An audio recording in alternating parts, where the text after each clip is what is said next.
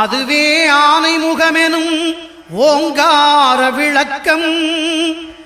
சுழலும் கோள்கள் அவன் சொல் கேட்கும்.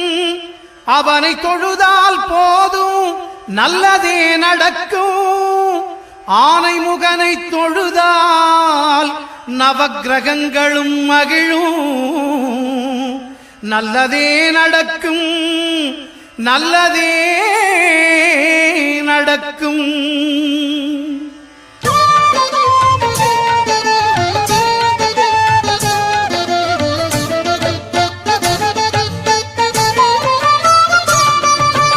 ஒன்பது கோளும் ஒன்றாய் காண அங்கு கற்பகம் என்னும் கடவுளின் மெய்யில். ஒன்பது கோளும் ஒன்றாய் காண அங்கு